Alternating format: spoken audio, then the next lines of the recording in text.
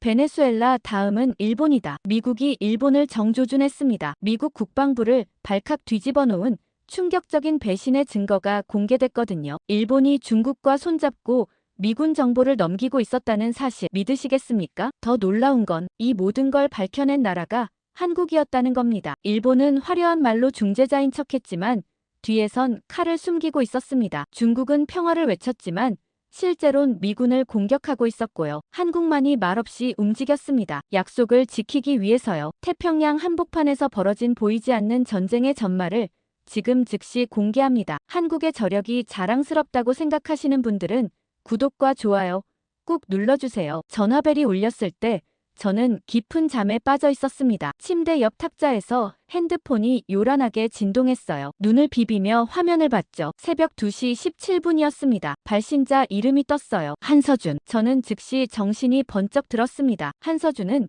주미 한국 대사관 정보관이었거든요. 이 시간에 전화한다는 건 심상치 않았죠. 저는 에단 로웰, NSC 국가안보회의 위기대응 보좌관으로 워싱턴에서 12년째 일하고 있습니다. 이런 한밤중 전화를 받는 게 처음은 아니었어요. 하지만 한국에서 온 건 처음이었죠. 보통 이런 시간엔 중동이나 유럽에서 걸려왔습니다. 테러 경보, 군사 충돌, 외교 위기, 늘 급박한 상황들이었어요. 그런데 한국이라고요? 저는 전화를 받았습니다. 에단, 지금 미군이 위험합니다. 한서준의 목소리는 차분했지만 긴박했어요. 배경에 키보드 두드리는 소리가 들렸죠. 그는 지금도 일하고 있는 겁니다. 무슨 일입니까? 저는 침대에서 일어나 서재로 향했어요. 맨발로 차가운 복도를 걸었죠. 거실을 지나며 시계를 봤습니다. 벽시계 초침이 똑딱거리고 있었어요. 공식 채널이 아닙니다. 한서준이 말했어요. 지금부터 드리는 정보는 제 개인 판단입니다. 대사관 승인을 받지 않았어요. 하지만 기다릴 시간이 없습니다. 저는 서재 문을 열고 들어갔습니다. 책상 위 노트북을 켰어요. 화면이 밝아지는 동안 저는 물었죠. 얼마나 급한 겁니까? 지금 당장입니다. 한서준의 목소리가 더 낮아졌어요. 30분 안에 사람이 죽을 수 있습니다. 저는 온몸이 긴장됐습니다. 노트북 화면이 켜졌어요. 파란 불빛이 어두운 서재를 비췄죠. 마우스를 잡았습니다. 구체적으로 말씀하세요. 제가 말했어요. 어디서 무슨 일입니까? 태평양입니다. 한서준이 답했죠. 미군 특수부대 소형정 한 척이 있어요. 정찰 임무 중입니다. 그런데 중국 무인정 두 척이 접근하고 있어요. 30분 후 조우합니다. 저는 키보드에 손을 올렸습니다. 좌표를 주세요. 북위 28도 14분. 동경 136도 52분. 한서준이 또박또박 말했어요. 저는 받아 적었습니다. 숫자를 다시 확인했어요. 틀림없이 태평양이었죠. 미군 작전 구역이 맞았습니다. 중국 무인정이요? 저는 물었어요. 어떻게 아셨습니까? 한국 위성이 포착했습니다. 한서준이 설명했어요. 오늘 새벽부터 그 해역을 감시하고 있었어요. 중국 함정 움직임이 이상해서요. 그런데 무인정 두 척이 분리돼 나왔습니다. 미군 쪽으로 직진하고 있어요. 저는 지도를 띄웠습니다. 좌표를 입력했어요. 붉은 점이 화면에 찍혔죠. 태평양 한가운데였습니다. 미군이 거기서 뭘 하고 있습니까? 정찰이라고 하셨죠? 네. 한서준이 답했어요. 중국 해군 동향 파악 임무인 것 같아요. 소형정이라 레이더 탐지도 안 되고 조용히 움직일 수 있거든요. 그런데 중국이 알아챈 겁니다. 어떻게요? 저는 반문했습니다. 소형정은 스텔스 기능이 있어요. 중국이 발견하기 어려운데요. 잠시 침묵이 흘렀습니다. 한서준이 천천히 말했어요. 일본입니다. 저는 손을 멈췄습니다. 일본이요? 무슨 뜻입니까? 일본 위성이 그 해역을 감시하고 있어야 합니다. 한서준의 목소리가 조심스러워졌어요. 실시간으로요. 미군 작전 구역이니까요. 그런데 지금 화면이 비어 있어요. 저는 미간을 찌푸렸습니다. 위성 고장입니까? 아닙니다. 한서준이 단호하게 말했어요. 제가 일본 위성 시스템 로그를 확인했습니다. 모두 정상 작동 중이에요. 신호도 멀쩡하고 데이터도 들어오고 있어요. 그런데 태평양 사령부로 전송이 안 되고 있습니다. 저는 등골이 서늘해졌습니다. 그게 무슨 뜻입니까? 태양풍 간섭이라고 했습니다. 한서준이 말했어요. 일본 측 설명이에요. 자연현상 때문에 일시적으로 데이터 전송이 안 된다고요. 하지만 로그를 보면 거짓말입니다. 위성은 멀쩡해요. 저는 의자에 앉았습니다. 키보드 위에 손을 얹었어요. 찬 금속 감촉이 느껴졌죠. 일본이 의도적으로 눈을 감고 있다는 겁니까? 맞습니다. 한서준의 대답이 명확했어요. 중국 무인정이 미군한테 접근하는 걸 보고도 알리지 않는 겁니다. 보지 않은 게 아니라 안 보는 거예요. 저는 숨을 깊게 들이마셨습니다. 이건 단순한 정보 실수가 아니었어요. 동맹국의 배신이었죠. 일본이 왜 그럴까요? 제가 물었습니다. 모르겠습니다. 한서준이 솔직하게 답했어요. 하지만 중국과 뭔가 있는 것 같아요. 타이밍이 너무 정확해요. 중국 무인정이 움직이는 순간 일본 위성 데이터가 끊겼어요. 우연이 아닙니다. 저는 화면을 응시했습니다. 붉은 점이 깜빡이고 있었어요. 저 점 아래 미군 병사들이 있었죠. 아무것도 모른 채요. 증거가 있습니까? 저는 신중하게 물었어요. 당신 말만 믿고 움직이기엔 위험합니다. 지금 보내드립니다. 한서준이 답했죠. 핸드폰이 진동했습니다. 파일이 도착한 겁니다. 저는 휴대폰을 들었어요. 이메일을 열었죠. 첨부 파일이 5개 있었습니다. 첫 번째를 열었어요. 일본 위성 시스템 로그였습니다. 시간대별 작동 기록이 빼곡했어요. 모두 초록색으로 표시돼 있었죠. 고장이 없었다는 뜻이었습니다. 두 번째 파일을 열었습니다. 태평양 사령부 상황실 화면 캡처였어요. 여러 개 모니터가 보였죠. 미국 위성 데이터, 한국 위성 데이터, 호주 위성 데이터 모두 실시간으로 업데이트되고 있었습니다. 하지만 일본 구역만 검은색이었어요. 세 번째 파일은 중국 무인정 항로였습니다. 붉은 선이 그려져 있었어요. 출발점에서 시작해서 동쪽으로 향했죠. 목적지에 파란 점이 찍혀 있었습니다. 미군 소형정 위치였어요. 30분 후 교차 예정이라고 적혀 있었습니다. 네 번째 파일을 열었습니다. 일본 방위성 공식 통보문이었어요. 영어로 번역돼 있었죠. 태양풍 활동 증가로 인한 일시적 통신장애, 복구 예정 시각 미정, 불편을 드려 죄송합니다. 정중한 문장들이었습니다. 하지만 거짓말이었어요. 다섯 번째 파일은 한국 위성 실시간 영상이었습니다. 저는 재생 버튼을 눌렀어요. 흑백 화면이 나타났습니다. 바다 위였어요. 작은 점 하나가 보였죠. 미군 소형정이었습니다. 화면이 확대됐어요. 배 윤곽이 선명해졌습니다. 그리고 화면 왼쪽에서 2개 점이 나타났어요. 중국 무인정이었죠. 천천히 접근하고 있었습니다. 저는 파일을 모두 닫았습니다. 증거는 충분했어요. 일본이 거짓말하고 있었고 중국이 공격 준비를 하고 있었죠. 미군은 아무것도 몰랐습니다. 왜 저한테 이걸 주는 겁니까? 저는 물었어요. 공식 채널로 가지 않고요. 시간이 없어서입니다. 한서준이 답했어요. 공식 절차 밟으면 최소 2시간 걸려요. 한국 대사관에서 국무부로 보내고, 국무부에서 국방부로 보내고, 국방부에서 태평양 사령부로 보내고 그 사이 미군은 죽습니다. 저는 그 말에 움찔했습니다. 죽는다고요. 너무 직접적인 표현이었죠. 이건 작전이 아닙니다. 한서준의 목소리가 더 낮아졌어요. 전쟁도 아니에요. 그냥 시험입니다. 시험이요? 저는 되물었습니다. 중국과 일본이 미국을 시험하는 겁니다. 한서준이 설명했어요. 얼마나 빨리 반응하는지, 얼마나 정확하게 움직이는지, 동맹이 진짜 작동하는지 그걸 보고 있어요. 저는 온몸에 소름이 돋았습니다. 미군 목숨을 걸고 시험을 한다는 겁니까? 진짜 전쟁이면 규칙이 있습니다. 한서준이 차분하게 말했어요. 선전포고, 교전수칙, 국제법. 하지만 이건 규칙이 없어요. 그냥 사고처럼 보이게 만들 겁니다. 무인정이 미군 소형정을 들이받고 일본은 위성 고장이었다고 하고 중국은 항해 실수였다고 할 거예요. 아무도 책임 안 집니다. 저는 화면을 보며 생각했습니다. 좌표 하나였어요. 북위 28도 14분. 동경 136도 52분. 단순한 숫자였죠. 하지만 저기 사람들이 있었습니다. 미군 병사들이요. 제가 이걸 믿어야 하는 이유를 주세요. 저는 조심스럽게 말했어요. 당신 개인 판단이라고 하셨죠. 공식 승인도 없고요. 제가 이걸 근거로 움직였다가 틀리면 어떡합니까? 한서준이 잠시 침묵했습니다. 숨소리만 들렸어요. 그리고 조용히 말했죠. 에단, 우린 동맹입니다. 한국 전쟁 때 미군이 한국을 위해 싸웠어요. 지금은 한국이 미군을 지킬 차례입니다. 공식이든 비공식이든 상관없어요. 사람 목숨이 달린 문제니까요. 저는 그 말을 곱씹었습니다. 동맹이라고요. 공식 절차보다 사람을 먼저 생각한다고요. 계산이 아니라 의리라고요. 한국다운 말이었습니다. 한 가지만 더 물어보겠습니다. 저는 말했어요. 만약 제가 안 믿으면 어떻게 하실 겁니까? 다른 경로로 가시겠어요? 아니요. 한서준이 즉시 답했어요. 당신이 마지막입니다. 다른 경로 없어요. 시간도 없고요. 제가 당신한테 전화한 건 당신을 믿어서예요. 12년 동안 함께 일했잖아요. 당신은 옳은 일을 하는 사람이에요. 저는 시계를 봤습니다. 새벽 2시 34분이었어요. 17분 동안 제 세계가 바뀌었습니다. 한국 정보관이 전화를 걸었고 좌표를 줬어요. 증거를 보냈고 신뢰를 구했죠. 이제 결정은 제 몫이었습니다. 알겠습니다. 저는 말했어요. 제가 움직이겠습니다. 고맙습니다. 한서준의 목소리에 안도가 섞였어요. 하지만 서두르세요. 시간이 정말 없어요. 전화를 끊고 저는 화면을 봤습니다. 좌표가 깜빡이고 있었어요. 북위 28도 14분.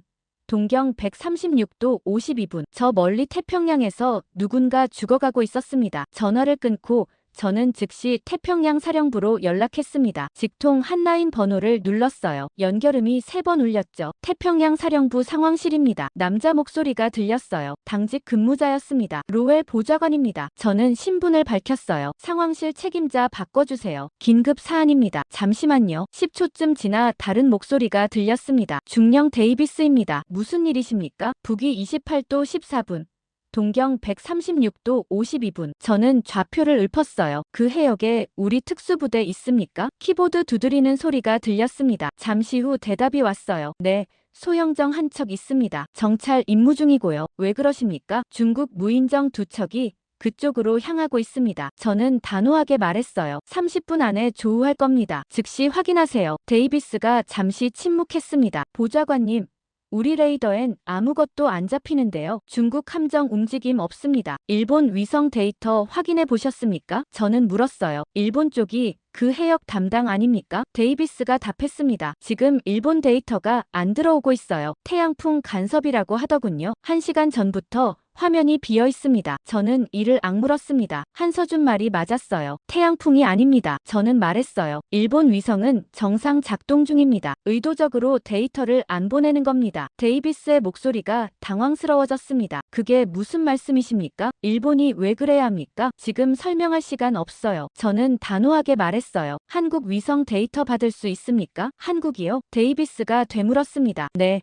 한국 군사위성입니다. 저는 답했어요. 실시간으로 그 해역을 보고 있어요. 중국 무인정 포착했고요. 지금 바로 연결하세요. 잠시만요. 데이비스가 말했습니다. 절차 확인해 보겠습니다. 절차 따질 시간 없습니다. 저는 목소리를 높였어요. 지금 당장 한국 측에 연락하세요. 우리 병사들 목숨이 달렸어요. 알겠습니다. 데이비스가 마침내 움직였습니다. 한국 합참 연락하겠습니다. 저는 전화를 끊고 노트북 앞에 앉았습니다. 태평양 사령부 실시간 상황판 접속 권한이 있었어요. 아이디를 입력했죠. 비밀번호를 쳤습니다. 화면이 열렸어요. 상황실 모니터가 나타났습니다. 여러 개 창이 떠 있었어요. 위성 데이터 피드였죠. 미국 위성 화면이 보였습니다. 태평양 광역 지도였어요. 파란색 점들이 찍혀 있었죠. 미군 함정 위치였습니다. 실시간으로 업데이트되고 있었어요. 한국 위성 화면도 있었습니다. 동해와 서해가 보였어요. 북한 해역까지 커버하고 있었죠. 선명한 화질이었습니다. 호주 위성 화면도 떠 있었습니다. 남태평양 쪽이었어요. 인도네시아 근해를 감시하고 있었죠. 역시 정상 작동 중이었습니다. 그런데 일본 위성 화면만 검은색이었습니다. 아무것도 안 보였어요. 저는 화면을 확대했습니다. 일본 담당 구역을 봤어요. 동중국해에서 서태평양까지였죠. 넓은 해역이었습니다. 미군 작전 구역 대부분이 포함돼 있었어요. 그런데 지금 완전히 보이지 않는 겁니다. 저는 시간을 확인했습니다. 새벽 2시 41분이었어요. 한서준 말대로라면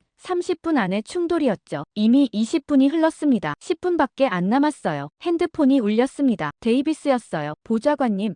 한국 합참과 연결됐습니다. 데이터 전송 시작했어요. 좋습니다. 저는 화면을 보며 답했어요. 지금 보이십니까? 네. 데이비스의 목소리가 긴장됐습니다. 지금 화면에 뜨고 있어요. 저도 봤습니다. 새 창이 열렸어요. 한국 위성 실시간 피드였죠. 해상도가 높았습니다. 미국 위성보다 선명했어요. 화면이 천천히 움직였습니다. 북위 28도로 이동하고 있었어요. 바다가 보였죠. 파도가 잔잔했습니다. 확대가 시작됐습니다. 작은 점 하나가 나타났어요. 미군 소형정이었죠. 10m쯤 되는 크기였습니다. 검은색 선체였어요. 스텔스 기능이 있는 특수정이었죠. 화면이 더 넓어졌습니다. 주변 해역이 보였어요. 서쪽에서 2개 점이 접근하고 있었습니다. 중국 무인정이었어요. 거리가 표시됐습니다. 2.3km였어요. 8분 후 조우 예정이라고 떴죠. 이런 젠장. 데이비스가 중얼거렸습니다. 정말 있네요. 중국 무인정이요. 즉시 우리 소형정에 연락하세요. 저는 말했어요. 회피 기동 명령 내리고요. 이미 전송했습니다. 데이비스가 답했어요. 근데 응답이 없어요. 통신 장애인 것 같습니다. 저는 화면을 뚫어져라 봤습니다. 미군 소형정은 계속 직진하고 있었어요. 속도도 그대로였죠. 아무것도 모르는 겁니다. 중국 무인정은 점점 가까워졌습니다. 숫자가 계속 줄어들었어요. 카운트다운이 진행됐죠. 일본 데이터는요? 저는 물었어요. 아직도 안 들어옵니까? 네. 데이비스가 답했습니다. 여전히 블랙아웃이에요. 도쿄 측에 연락했는데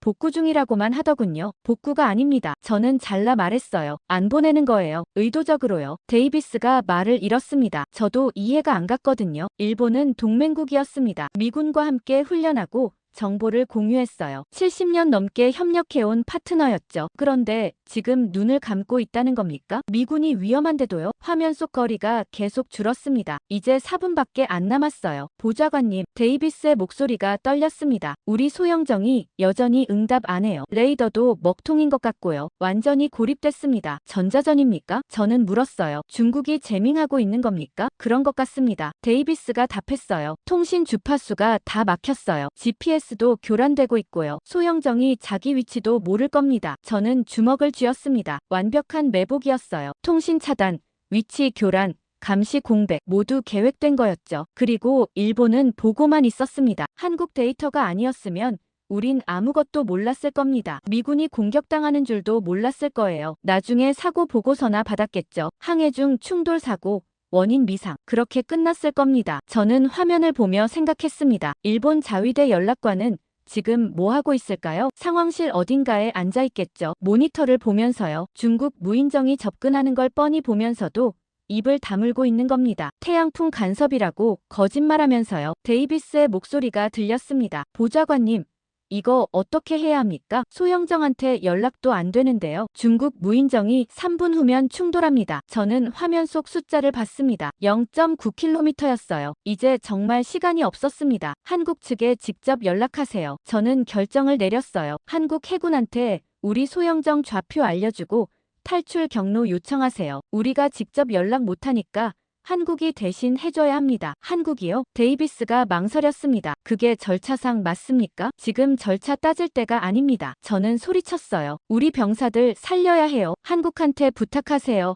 지금 당장. 알겠습니다. 데이비스가 마침내 움직였습니다. 한국 합참 다시 연결하겠습니다. 전화가 끊겼습니다. 저는 혼자 화면을 봤어요. 숫자가 계속 줄고 있었습니다. 미군 소영정은 여전히 직진하고 있었습니다. 아무것도 모른 채요. 중국 무인정 두 척은 양쪽에서 접근했어요. 협공 대형이었죠. 완벽한 포위였습니다. 저는 일본 위성 화면을 다시 봤습니다. 여전히 검은색이었어요. 아무것도 안 보였죠. 거짓말이었어요. 한서준이 보낸 로그를 봤거든요. 일본 위성은 멀쩡했습니다. 신호도 데이터도 다 들어오고 있었어요. 다만 태평양 사령부로 안 보낼 뿐이었죠. 보지 않은 게 아니라 안 본 겁니다. 동맹국이 눈을 감았어요. 미군을 보호해야 할 파트너가 외면한 겁니다. 왜일까요? 중국과 무슨 거래를 한 걸까요? 화면 속 거리가 0.1km가 됐습니다. 1분 남았어요. 저는 숨을 죽였습니다. 화면 속 거리가 0.1km가 됐습니다. 1분 남았어요. 저는 숨을 죽였습니다. 핸드폰이 다시 울렸어요. 데이비스였죠. 한국 측에서 우리 소영정한테 직접 연락했습니다. 비상 주파수로요. 탈출 경로 전송했대요. 지금 회피 기동 중입니다. 저는 안도의 한숨을 쉬었습니다. 화면을 봤어요. 미군 소영정이 급선회하고 있었죠. 속도를 높이며 남쪽으로 방향을 틀었습니다. 중국 무인정 두 척은 그대로 직진했어요. 미군 소영정이 있던 자리를 스쳐 지나갔죠. 30초 차이였습니다. 30초만 늦었어도 충돌했을 거예요. 저는 의자에 푹 기댔습니다. 온몸에 식은땀이 흘렀어요. 심장이 빠르게 뛰고 있었죠. 간발의 차였습니다. 한국이 아니었으면 지금쯤 사고 보고서를 쓰고 있었을 거예요. 미군 병사 사망, 원인 조사 중이라고요. 보좌관님, 데이비스가 말했습니다. 일본 측에서 지금 연락 왔어요. 위성 데이터 복구됐다고 합니다. 지금요? 저는 비웃었어요. 정확히 지금이요? 네. 데이비스도 의아해하는 목소리였어요. 충돌 직후 갑자기 복구됐대요. 태양풍 간섭이 해소됐다나요? 저는 화면을 봤습니다. 일본 위성창이 다시 켜졌어요. 데이터가 들어오고 있었죠. 선명한 해상 화면이었습니다. 아까 그 해역이 보였어요. 미군 소영정도 보였고 중국 무인정도 보였죠. 모두 선명하게 찍혀 있었습니다. 타이밍이 기가 막혔어요. 위험한 순간엔 꺼져 있다가 다 끝나니까 켜지는 겁니다. 우연이 아니었죠. 계획된 거였어요. 전화를 끊고 저는 한서준에게 연락했습니다. 개인 번호로 문자를 보냈어요. 미군 무사합니다. 한국 덕분입니다. 고맙습니다. 답장이 바로 왔습니다. 다행입니다. 그런데 에단, 이제 시작일 뿐입니다. 더 큰 그림이 있어요. 내일 아침 만날 수 있습니까? 저는 잠시 망설였습니다. 더 큰 그림이라고요? 지금도 충분히 큰데 더 있다는 겁니까? 시간 말씀하세요. 제가 답장했어요. 오전 7시. 한서준이 보냈습니다. 포토맥 강변 벤치에서요. 공식 장소 아닌 곳으로요. 저는 알겠다고 답하고 노트북을 닫았습니다. 시계를 봤어요. 새벽 3시 12분이었죠. 잠을 좀 자야 했습니다. 하지만 눈이 말똥말똥했어요. 머릿속이 복잡했거든요. 일본이 왜 그랬을까요? 미군을 위험에 빠뜨린 이유가 뭘까요? 중국과 무슨 거래를 한 걸까요? 다음날 아침 6시 50분에 포토맥 강변에 도착했습니다. 안개가 자욱했어요. 강물 위로 희뿌연 김이 피어올랐죠. 한산한 아침이었습니다. 조깅하는 사람 몇 명만 보였어요. 한서준이 벤치에 앉아 있었습니다. 검은색 코트를 입고 있었어요. 손에 서류 가방을 들고 있었죠. 제가 다가가자 고개를 끄덕였습니다. 왔군요. 그가 말했어요. 앉으세요. 저는 옆에 앉았습니다. 강물을 보며 물었죠. 더 큰 그림이 뭡니까? 한서준이 서류 가방을 열었습니다. USB 하나를 꺼냈어요. 검은색 작은 메모리였죠. 이걸 보시죠. 그가 건네며 말했습니다. 안에 모든 게 들어있어요. 중국과 일본이 뭘 하고 있는지요. 저는 USB를 받았습니다. 라벨을 봤어요. 한 단어만 적혀 있었죠. 화이트 아울이요? 저는 되물었습니다. 무슨 뜻입니까? 작전명입니다. 한서준이 설명했어요. 중국과 일본의 공동 계획이죠. 미군을 약화시키는 거예요. 전쟁 없이요. 저는 USB를 쥔 손에 힘이 들어갔습니다. 공동 계획이라고요? 중국과 일본이 협력한다는 겁니까? 맞습니다. 한서준이 고개를 끄덕였어요. 표면적으론 대립하는 척하지만 뒤에선 손잡고 있어요. 목표는 같으니까요. 미국의 태평양 지배력을 시험하는 거죠. 저는 강물을 봤습니다. 물결이 잔잔하게 흘러가고 있었어요. 머릿속은 복잡했죠. 중국과 일본이 협력한다는 게 믿기지 않았습니다. 어떻게 알았습니까? 제가 물었어요. 증거가 있습니까? USB에 다 있어요. 한서준이 답했습니다. 한국 정보기관이 6개월 동안 추적한 겁니다. 통신 기록, 암호 분석, 자금 흐름 모두 확인했어요. 중국과 일본이 조용히 합의했다는 증거죠. 구체적으로 뭘 합의했습니까? 저는 다그쳤어요. 역할 분담입니다. 한서준이 설명하기 시작했어요. 중국은 실행 부대예요. 드론, 기뢰, 무인정으로 미군 항로를 교란하죠. 직접 공격은 안 해요. 그냥 위협만 하는 겁니다. 일본은 감시 공백을 제공해요. 위성 데이터를 차단하고 미군 대응을 지연시키죠. 어젯밤처럼요. 저는 숨을 깊게 들이마셨습니다. 역할 분담이라고요. 한 명은 칼을 들고 한 명은 눈을 가리는 겁니까? 정확합니다. 한서준이 말했어요. 중국의 칼과 일본의 눈이 함께 움직이는 거예요. 미군은 보이지도 않고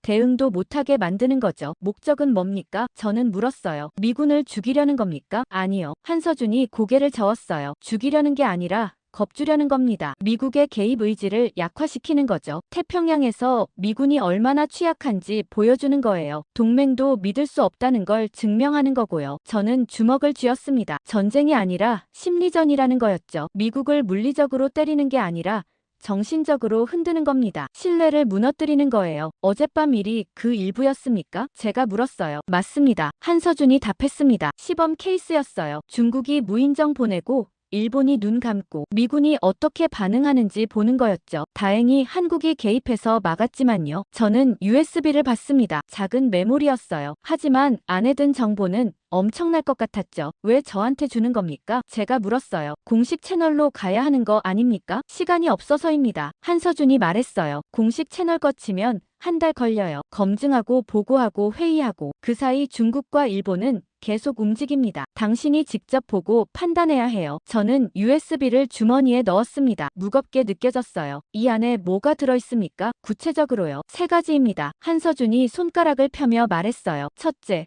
일본 자위대 규격 통신 흔적이에요. 중국 전자전 부대랑 직접 교신한 기록이죠. 암호화돼 있지만 한국이 해독했어요. 둘째는요? 제가 물었습니다. 중국 전자전 부대와 동일한 암호 구조예요. 한서준이 계속했어요. 일본이 중국 암호 체계를 쓰고 있어요. 우연이 아니에요. 함께 개발한 거죠. 셋째는요? 미군만 골라내는 좌표 선별 알고리즘입니다. 한서준의 목소리가 낮아졌어요. 일본 위성이 미군 위치를 실시간으로 중국에 넘기고 있어요. 어떤 배가 어디 있는지, 언제 움직이는지 다 알려주는 거죠. 저는 온몸에 소름이 돋았습니다. 배신이었어요. 70년 동맹의 배신이었죠. 일본이 미군 정보를 중국에 팔고 있다는 겁니까? 판다기보단 공유하는 겁니다. 한서준이 말했어요. 돈을 받는 게 아니라 이익을 나누는 거죠. 중국은 미국을 약화시키고 일본은 지역 영향력을 키우는 거예요. 서로 윈윈인 거죠. 저는 벤치에서 일어났습니다. 강변을 따라 걸었어요. 머리를 식혀야 했죠. 이게 사실이라면 모든 게 바뀌는 겁니다. 태평양 전략,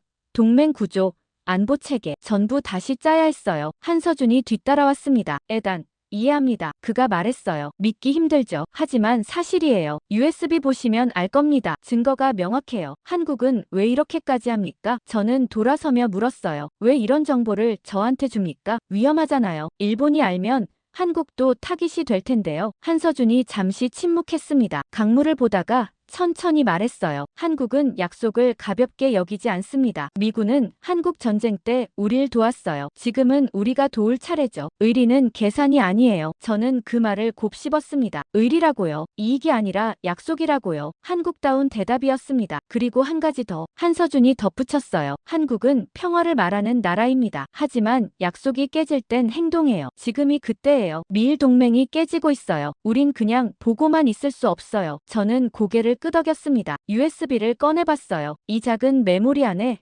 전쟁이 들어있었습니다. 총성 없는 전쟁이요. 알겠습니다. 저는 말했어요. 확인해 보겠습니다. 하지만 이게 사실이라면 큰일입니다. 일본을 어떻게 믿겠어요? 그게 중국과 일본의 목표입니다. 한서준이 말했어요. 미국이 동맹을 의심하게 만드는 거죠. 신뢰를 무너뜨리는 거예요. 그래서 더 조심해야 해요. 저는 USB를 다시 주머니에 넣었습니다. 사무실로 돌아가서 확인하겠습니다. 한서준이 손을 내밀었어요. 저는 악수했죠. 에단, 조심하세요. 그가 말했습니다. 이 정보 퍼지면 당신도 위험해져요. 일본 로비가 가만 안 있을 겁니다. 괜찮습니다. 저는 답했어요. 제 일이니까요. 강변을 떠나며 저는 뒤돌아봤습니다. 한서준이 벤치에 다시 앉아 있었어요. 강물을 보고 있었죠. 외로워 보였습니다. 동맹을 배신한 나라와 동맹을 지키려는 나라. 저는 어느 쪽을 믿어야 할까요? 강변을 떠나며 저는 뒤돌아봤습니다. 한서준이 벤치에 다시 앉아 있었어요. 강물을 보고 있었죠. 외로워 보였습니다. 동맹을 배신한 나라와 동맹을 지키려는 나라. 저는 어느 쪽을 믿어야 할까요? 사무실로 돌아왔을 때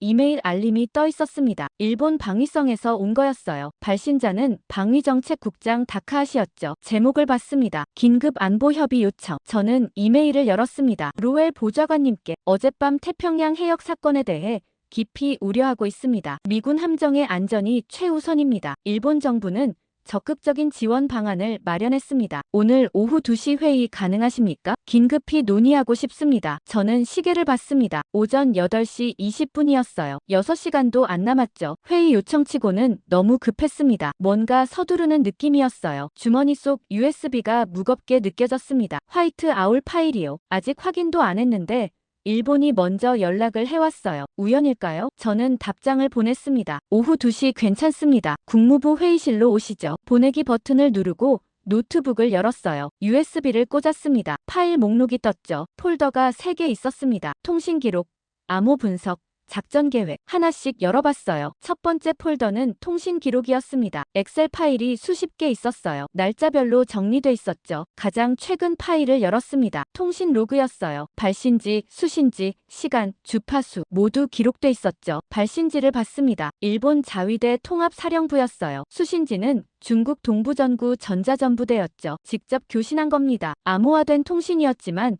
한국이 해독했더군요. 내용을 읽었습니다. 미군 함정 위치 공유, 이동 경로 예측, 감시 공백 시간대 조율 모두 적혀 있었어요. 협력의 증거였죠. 두 번째 폴더는 암호 분석이었습니다. PDF 파일들이 들어 있었어요. 한국 정보기관 분석 보고서였죠. 중국과 일본이 같은 암호 체계를 쓰고 있다는 내용이었습니다. 우연이 아니라 공동 개발이라고 했어요. 세 번째 폴더는 작전 계획이었습니다. 파워포인트 파일이 하나 있었어요. 열어봤습니다. 명확했습니다. 계획된 협력이었어요. 마지막 슬라이드를 봤습니다. 예상 효과라고 적혀 있었죠. 미국의 태평양 지배력 약화, 동맹국 신뢰 저하, 지역 영향력 재편. 저는 파일을 닫았습니다. 한서준 말이 맞았어요. 이건 전쟁이 아니라 실험이었죠. 미국을 시험하는 겁니다. 얼마나 빨리 반응하는지, 동맹이 제대로 작동하는지, 그리고 일본이 그 실험에 가담하고 있었어요. 오후 2시가 됐습니다. 국무부 회의실에 일본 대표단이 도착했어요. 5명이었죠. 다카하시 국장이 맨 앞에 섰습니다. 50대 중반쯤 되어 보였어요. 회색 정장을 입고 있었죠. 로웰 보좌관님, 그가 악수를 청했습니다. 만나서 반갑습니다. 어제 일은 정말 유감입니다. 저는 악수하며 그의 눈을 봤습니다. 진심으로 보이지 않았어요. 형식적인 미소였죠. 앉으시죠. 제가 말했습니다. 모두 테이블에 앉았어요. 다카하시가 서류 가방을 열었습니다. 자료를 꺼내 나눠줬어요. 표지에 미군 함정 안전 강화 방안이라고 적혀 있었죠. 어제 사건을 분석했습니다. 다카하시가 시작했어요. 미군 함정이 위험에 노출됐습니다. 우리 위성 시스템에 일시적 장애가 있었고요. 깊이 반성합니다. 저는 자료를 펼쳐봤습니다. 그래프와 도표가 가득했어요. 태양풍 영향 분석이라는 제목이 보였죠. 거짓말이었습니다. USB 파일을 봤거든요. 위성은 멀쩡했어요. 재발 방지를 위해 제한이 있습니다. 다카하시가 계속했어요. 미군 함정은 위험합니다. 중국 해역이 가까우니까요. 우리가 직접 보호하겠습니다. 어떻게요? 제가 물었습니다. 요코스카 기지로 이동시키겠습니다. 다카하시가 답했어요. 일본 해상자위대가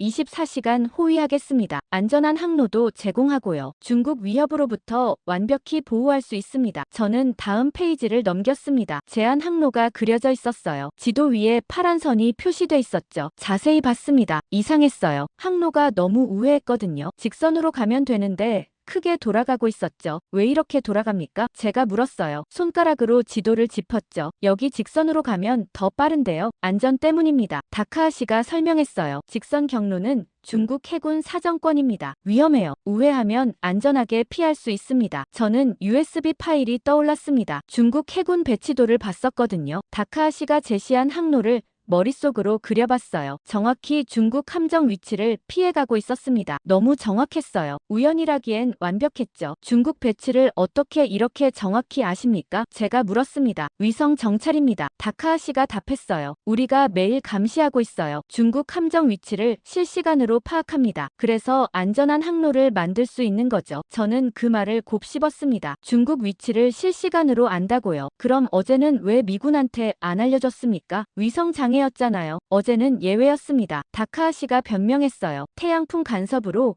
일시적 장애가 있었습니다. 하지만 지금은 복구됐어요. 앞으로는 완벽히 지원하겠습니다. 저는 자료를 덮었습니다. 이해가 됐어요. 일본이 뭘 하려는지요. 미군을 요코스카로 모으는 겁니다. 안전하다는 명목으로요. 그리고 일본이 정한 항로로만 움직이게 하는 거죠. 통제하는 겁니다. 보호가 아니라요. 감사합니다. 저는 말했습니다. 검토해보겠습니다. 하지만 미군 함정 배치는 우리 작전 계획에 따릅니다. 일본 제안을 그대로 따를 순 없어요. 다카하시의 얼굴이 굳었습니다. 하지만 안전이 최우선 아닙니까? 중국 위협이 증가하고 있어요. 우리 도움이 필요합니다. 도움은 고맙습니다. 제가 답했어요. 하지만 미군은 스스로 판단할 수 있습니다. 항로도 우리가 정하고요. 다카하시가 몸을 앞으로 기울였습니다. 로웰 보좌관님, 오해하시는 것 같은데요. 우리는 진심으로 돕고 싶습니다. 일본은 미국의 가장 중요한 동맹국입니다. 70년 우정을 잊으셨습니까? 저는 그의 눈을 똑바로 봤습니다. 70년 우정이라고요. 어제 위성 데이터를 차단한 나라가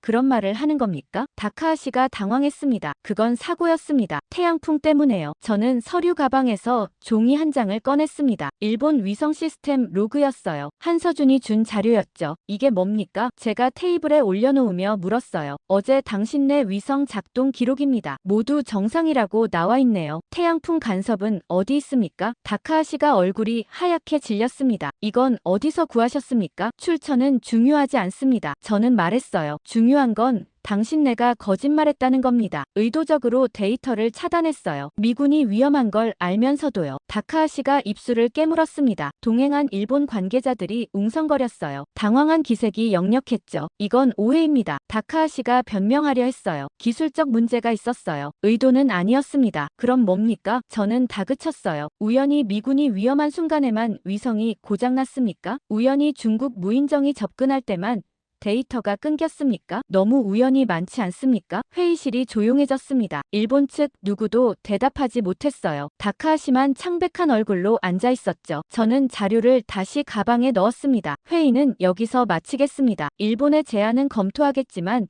받아들이긴 어려울 것 같네요. 미군은 스스로 안전을 지킬 수 있습니다. 다카하시가 일어났습니다. 로웰 보좌관님, 이건 실수입니다. 우리 관계를 해치지 마십시오. 일본은 여전히 미국의 동맹입니다. 저는 문을 열며 답했습니다. 동맹은 신뢰로 유지됩니다. 신뢰가 깨지면 동맹도 끝입니다. 어제 당신네가 뭘 했는지 잘 생각해보세요. 일본 대표단이 나갔습니다. 다카하시가 마지막으로 뒤돌아봤어요. 씁쓸한 표정이었죠. 문이 닫혔습니다. 저는 혼자 회의실에 남았어요. 창밖을 봤습니다. 워싱턴 오후 하늘이 흐렸죠. 일본이 먼저 제안했습니다. 친절하게요. 미군을 보호하겠다고요. 하지만 속내는 달랐어요. 통제하려는 거였죠. 일본이 정한 곳에 모으고 일본이 정한 길로만 다니게 하는 겁니다. 그리고 그 모든 정보를 중국과 공유하는 거예요. 이건 보호가 아니라 감시였습니다. 친절한 얼굴을 한 배신이었죠. 저는 주머니 속 USB를 만졌습니다. 화이트 아울, 중국의 칼과 일본의 눈. 이제 확실해졌어요. 일본은 더 이상 믿을 수 없었습니다. 저는 주머니 속 USB를 만졌습니다. 화이트 아울, 중국의 칼과 일본의 눈. 이제 확실해졌어요. 일본은 더 이상 믿을 수 없었습니다. 회의실을 나와 복도를 걸었어요. 사무실로 돌아가는 길이었죠. 핸드폰이 울렸습니다. 한서준이었어요. 일본 측 만났습니까? 그가 물었습니다. 네, 저는 답했어요. 당신 말이 맞았어요. 일본이 미군을 통제하려 합니다. 보호라는 명목으로요. 예상했던 수순입니다. 한서준이 말했습니다. 이제 USB 파일 전부 확인하셨습니까? 일부만 봤어요. 저는 답했죠. 통신 기록이랑 작전 계획만요. 나머지도 보셔야 합니다. 한서준의 목소리가 진지해졌어요. 특히 기술 분석 파일이요. 거기에 핵심이 있어요. 어떤 핵심입니까? 제가 물었습니다. 암호 구조입니다. 한서준이 설명했어요. 중국과 일본이 쓰는 통신 암호가 똑같아요. 우연이 아니에요. 함께 만든 겁니다. 그리고 그 암호로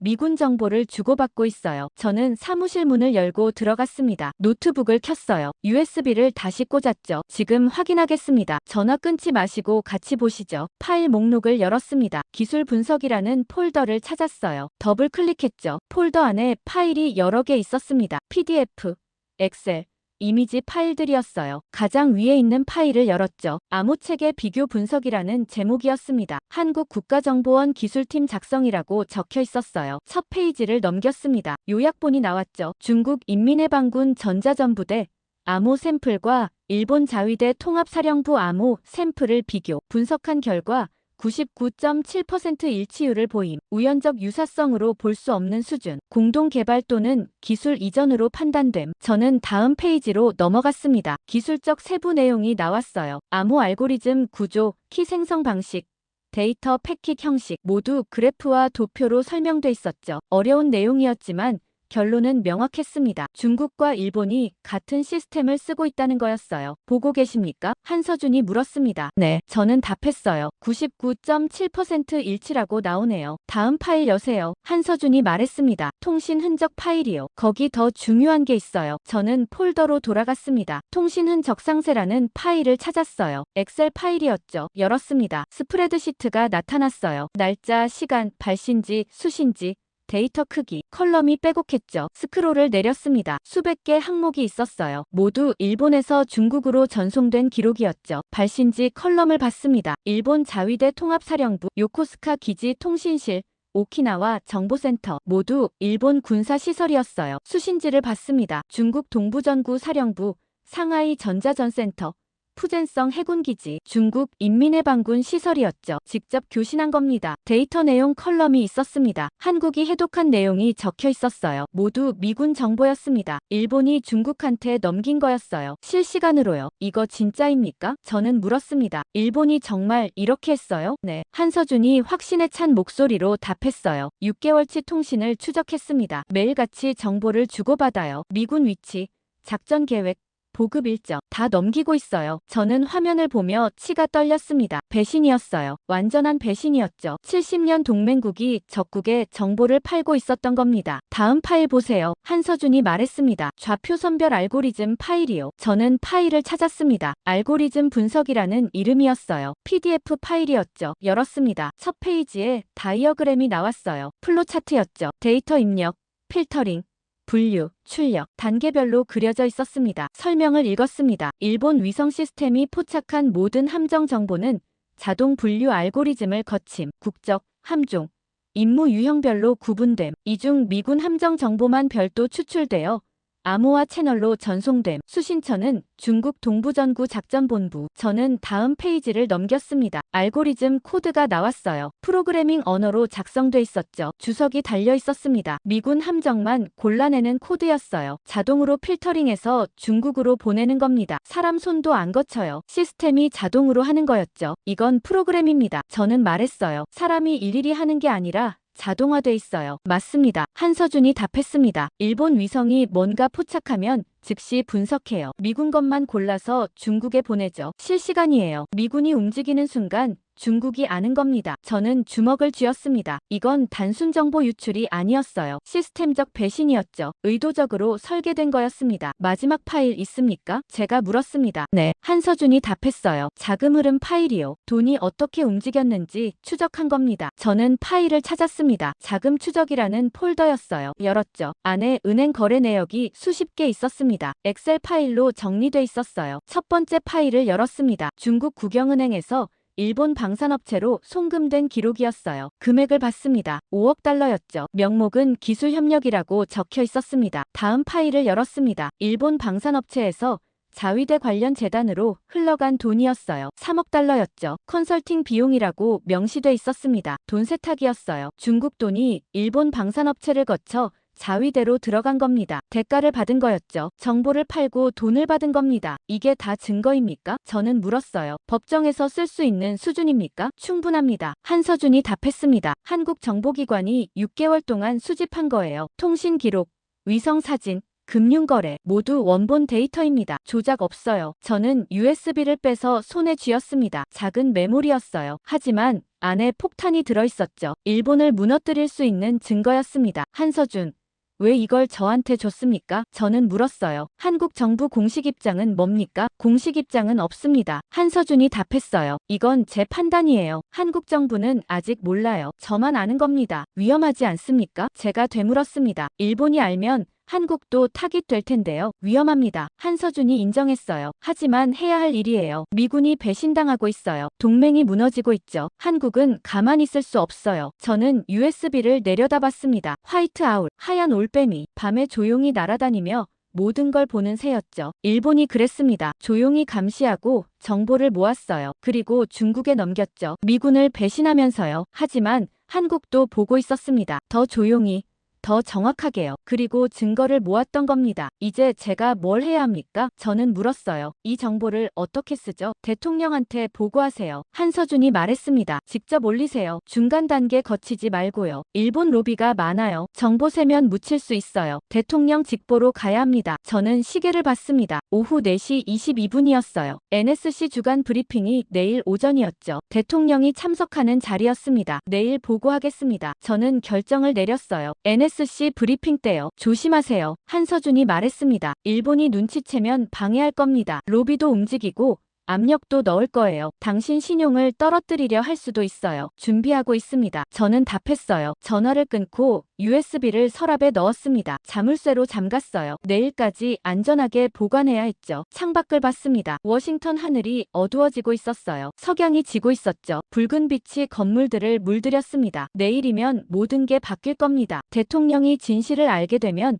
일본을 보는 눈이 달라질 거예요. 70년 동맹이 흔들릴 겁니다. 하지만 어쩔 수 없었어요. 배신은 배신이었으니까요. 신뢰는 한 번 깨지면 되돌릴 수 없었죠. 저는 가방을 챙겼습니다. 퇴근 시간이었어요. 하지만 집에 가도 잠들 수 없을 것 같았죠. 내일 브리핑 자료를 준비해야 했습니다. 대통령을 설득할 수 있는 완벽한 발표를요. 복도로 나왔습니다. 불이 하나둘 꺼지고 있었어요. 사람들이 퇴근하고 있었죠. 저만 남아서 일할 예정이었습니다. 엘리베이터를 기다리는데 뒤에서 목소리가 들렸습니다. 로웰 보좌관님, 돌아봤어요. 일본 대사관 직원이었습니다. 오후에 회의 참석했던 사람 중 하나였죠. 무슨 일입니까? 제가 물었습니다. 잠깐 얘기 좀 할 수 있을까요? 그가 조심스럽게 말했어요. 중요한 겁니다. 저는 그를 봤습니다. 긴장한 얼굴이었어요. 뭔가 할 말이 있어 보였죠. 사무실로 들어가시죠. 제가 말했습니다. 문을 열고 안으로 들어갔어요. 뭔가 시작되고 있었습니다. 문을 열고 안으로 들어갔어요. 뭔가 시작되고 있었습니다. 일본 대사관 직원이 따라 들어왔어요. 문을 닫았죠. 그는 주변을 둘러봤습니다. 아무도 없는지 확인하는 것 같았어요. 앉으시죠. 제가 말했습니다. 그가 의자에 앉았어요. 손을 꼭 쥐고 있었죠. 떨리는 게 보였습니다. 말씀하세요. 저는 책상에 기대며 물었어요. 무슨 일입니까? 그가 입을 열려다 멈췄습니다. 핸드폰이 울렸거든요. 제 핸드폰이었어요. 화면을 봤죠. 태평양 사령부였습니다. 긴급 전화였어요. 잠깐만요. 저는 일본 직원한테 말하고 전화를 받았습니다. 로엘입니다. 보좌관님, 데이비스의 목소리가 다급했어요. 큰일입니다. 지금 당장 상황실 화면 보셔야 해요. 무슨 일입니까? 저는 노트북을 열며 물었습니다. 미군 소형정이 공격받고 있습니다. 데이비스가 외쳤어요. 실제 공격이에요. 지금 이 순간에요. 저는 급히 로그인했습니다. 태평양 사령부 상황실 화면이 떴어요. 실시간 피드였죠. 한국 위성 영상이 보였습니다. 화면을 확대했어요. 바다 위였습니다. 작은 배 하나가 보였어요. 미군 소형정이었죠. 10m쯤 되는 크기였습니다. 검은색 선체가 파도에 흔들리고 있었어요. 시간을 봤습니다. 새벽 4시 18분이었어요. 태평양 현지 시간이었죠. 어두운 바다였습니다. 화면 왼쪽에서 두 개 점이 접근했습니다. 중국 무인정이었어요. 빠르게 다가오고 있었죠. 거리가 표시됐습니다. 계속 줄어들고 있었어요. 통신 상태는요? 제가 물었습니다. 먹통입니다. 데이비스가 답했어요. 30분 전부터 연락 안 돼요. 레이더도 작동 안 하고요. GPS도 교란됐습니다. 완전히 고립됐어요. 저는 화면을 뚫어져라 봤습니다. 미군 소형정이 그대로 있었어요. 움직이지 않았죠. 아무것도 모르는 겁니다. 중국 무인정이 다가오는 것도 모르고 있었어요. 일본 위성은요? 저는 물었습니다. 또 꺼졌습니까? 네. 데이비스의 목소리가 떨렸어요. 1시간 전부터 블랙아웃이에요. 또 태양풍이랍니다. 저는 이를 악물었습니다. 또 같은 수법이었어요. 일본이 눈을 감은 겁니다. 중국이 공격하는 동안요? 한국 측에 연락했습니까? 제가 물었습니다. 아직이요. 데이비스가 답했어요. 지금 연락하려던 참이었어요. 당장 하세요. 저는 소리쳤어요. 화면 속 거리가 50m가 됐습니다. 중국 무인정 두 척이 양쪽에서 협공했어요. 완벽한 포위였죠. 미군 소형정은 여전히 제자리였습니다. 엔진 소리만 들리는 것 같았어요. 화면으로는 안 들렸지만 상상이 됐죠. 조종사는 아무것도 모르고 있을 겁니다. 레이더가 먹통이니까요. 통신도 안 되니까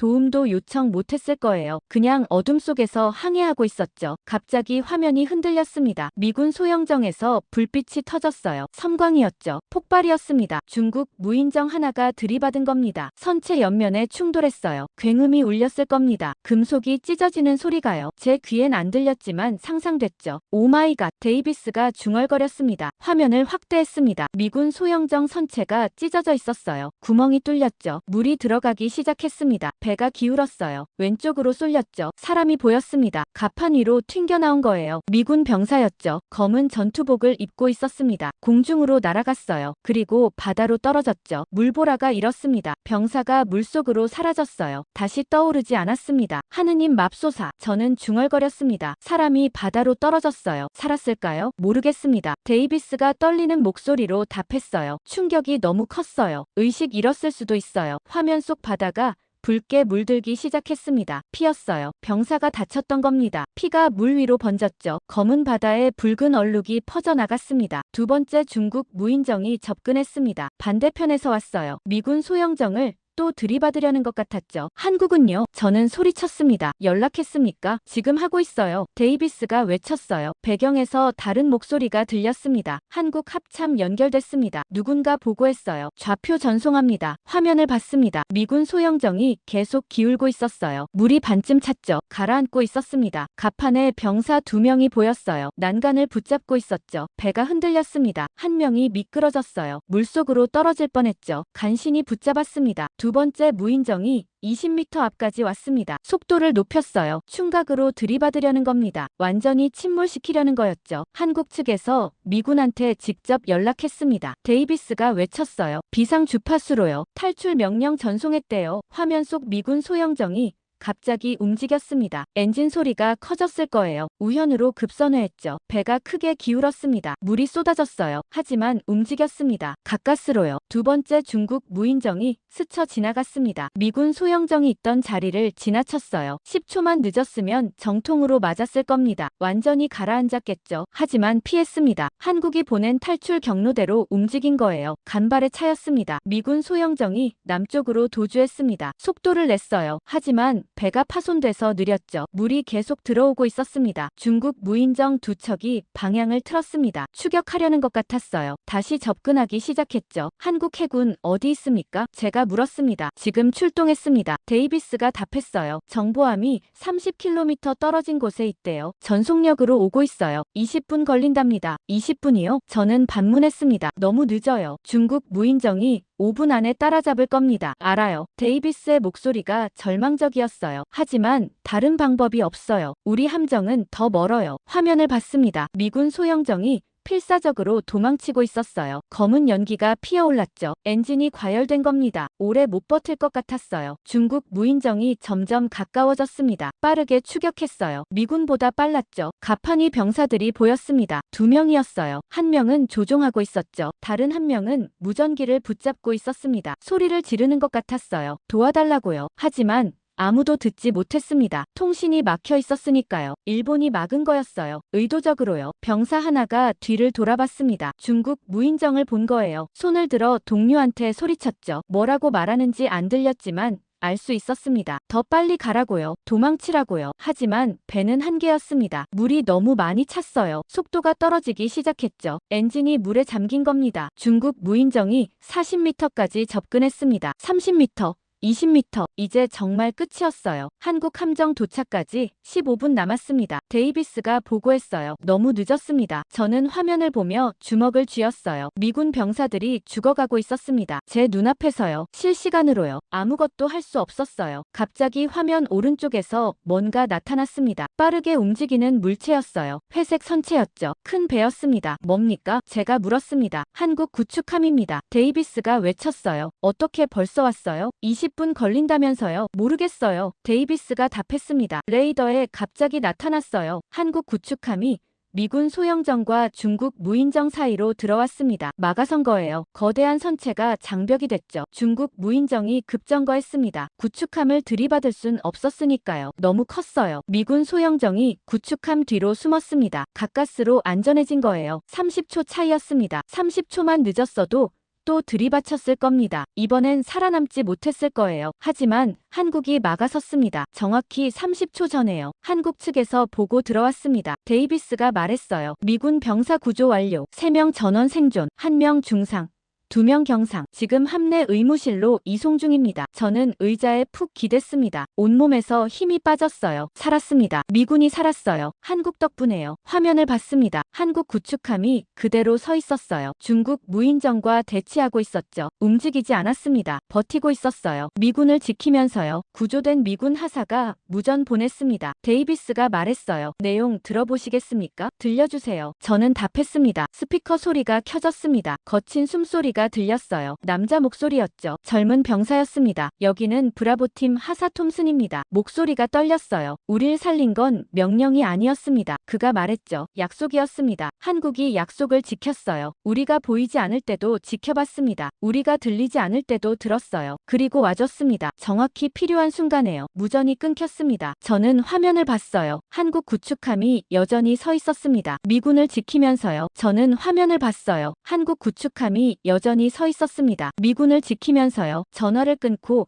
저는 사무실을 돌아봤습니다. 일본 대사관 직원이 아직 앉아 있었어요. 창백한 얼굴이었죠. 방금 무슨 일이 있었는지 아는 것 같았습니다. 나가주시겠습니까? 저는 말했습니다. 지금 긴급 상황이에요. 다음에 얘기하죠. 그가 일어났습니다. 고개를 숙였어요. 말없이 나갔죠. 문이 닫혔습니다. 저는 다시 화면을 봤어요. 한국 구축함이 중국 무인정과 대치하고 있었습니다. 긴장감이 느껴졌어요. 핸드폰이 또 울렸습니다. 이번엔 국무부 당직실이었어요. 로웰 보좌관님, 일본 총리실에서 긴급 전화 왔습니다. 당직관이 말했어요. 지금 바로 통화 원한답니다. 연결해주세요. 저는 답했습니다. 잠시 후 목소리가 들렸습니다. 로웰 보좌관님입니까? 일본어 억양이 섞인 영어였어요. 총리실 외교안 보수석 야마다입니다. 네, 말씀하세요. 저는 답했습니다. 총리님께서 직접 미국 대통령님과 통화하고 싶어 하십니다. 야마다가 말했어요. 지금 당장이요. 태평양 상황이 심각합니다. 어떤 상황을 말씀하시는 겁니까? 제가 물었습니다. 한국 군함이